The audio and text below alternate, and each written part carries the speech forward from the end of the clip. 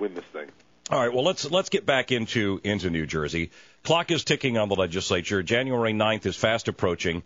Lame duck is coming to an end. Some of your agenda items that I know you'd been pushing for still haven't been acted upon by the Assembly Speaker or the Senate President.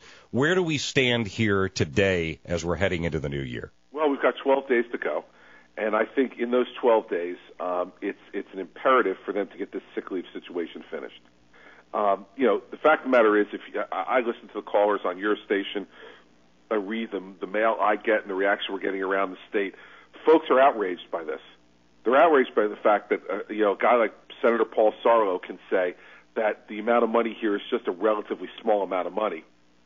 When you're talking about $825 million that's currently accumulated in debt for the state to pay this, and if we go with Senator Sarlo's suggestion of another $7,500, you're talking about at least $3.25 billion added to that.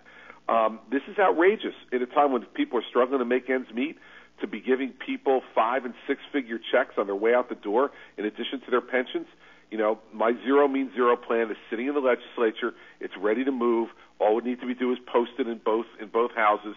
And I really think this is something the public needs to have, something that they're going to demand to get. And I think that the Democrats are being silly on this one.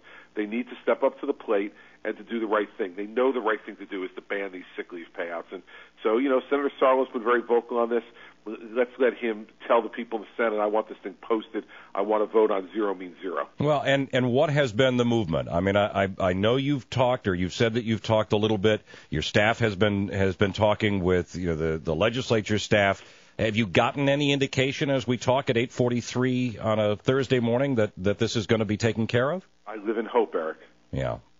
Well, it's a lonely place sometimes. It is a lonely place sometimes. But you know what?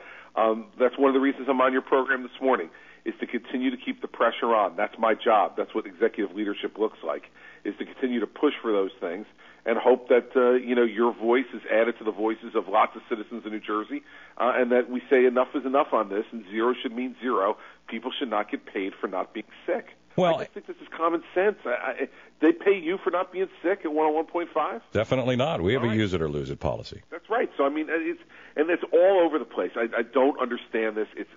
It's contrary to the economic times we live in. It's contrary to common sense, and we just need to move on. So they need to do that between now and the 9th if possible. Excellent. All right. We'll see you the end of January. Governor, best wishes for a new year for you and your family. Eric, thank you. Listen, get on the zero means zero train, Eric. All right. Well, we'll talk about it. We're going to pay for your sick leave, Eric, and you shouldn't have to pay for it in your property taxes. All right. Well, we'll talk about that. We'll get callers, and we'll see where everybody else stands. Governor Christie, thanks very much for calling in this morning.